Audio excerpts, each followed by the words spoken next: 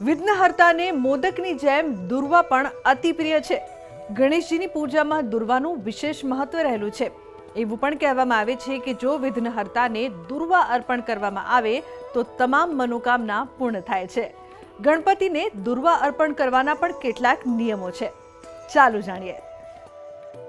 એવું માનવામાં આવે છે કે દુર્વા ચડાવવાથી ભગવાન ગણેશ જલ્દી પ્રસન્ન થાય છે અને તે લોકોની તમામ મનોકામના જલ્દી પૂર્ણ કરે છે.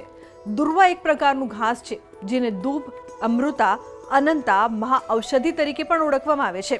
ભગવાન ગણેશને દુર્વા અર્પણ કરવાના પણ કેટલાક ખાસ નિયમો છે.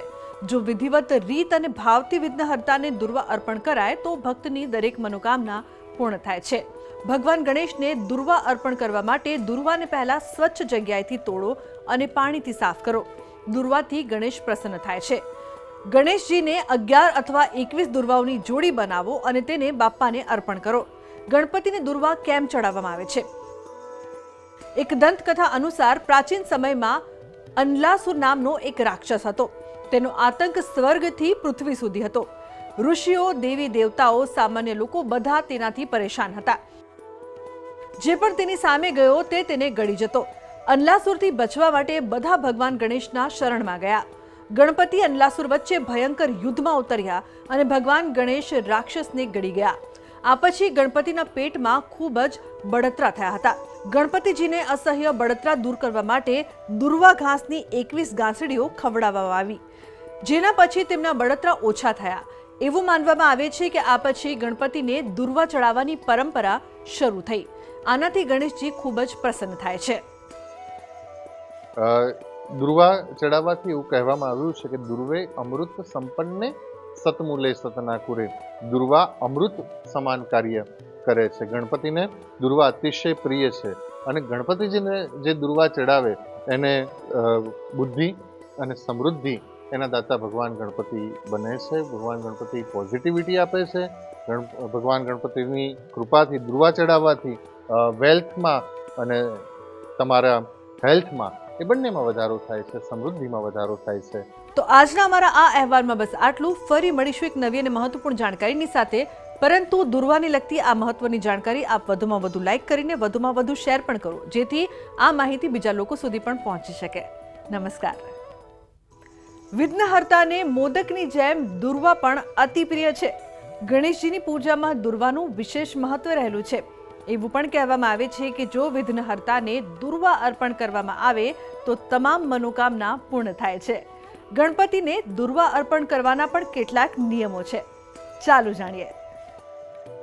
એવું માનવામાં આવે છે કે દુર્વા ચડાવવાથી ભગવાન ગણેશ જલ્દી પ્રસન્ન થાય છે અને તે લોકોની તમામ મનોકામના જલ્દી પૂર્ણ કરે છે.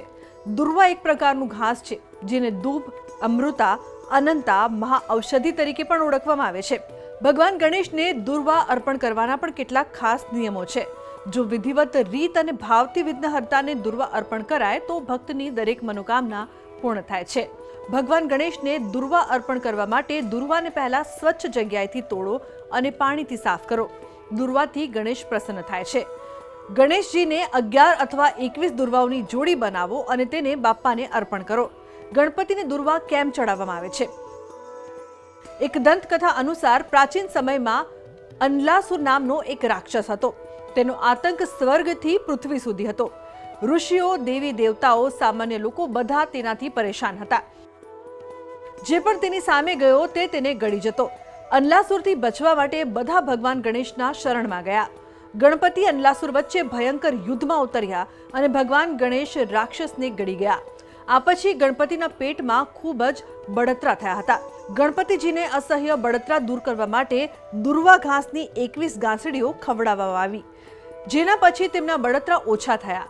એવું માનવામાં આવે છે કે આ પછી ગણપતિને દુર્વા ચડાવવાની પરંપરા શરૂ થઈ. આનાથી ગણેશજી ખૂબ જ પ્રસન્ન થાય છે. દુર્વા ચડાવવાથી એવું કહેવામાં આવ્યું છે કે દુર્વે અમૃત સંપન્ને સતમૂલે સતનાકુરે. દુર્વા અમૃત સમાન કાર્ય કરે છે. ગણપતિને દુર્વા અતિશય પ્રિય છે અને ગણપતિજીને જે દુર્વા ચડાવે એને બુદ્ધિ અને સમૃદ્ધિ એના દાતા ભગવાન ગણપતિ બને છે. ભગવાન ગણપતિ પોઝિટિવિટી આપે છે.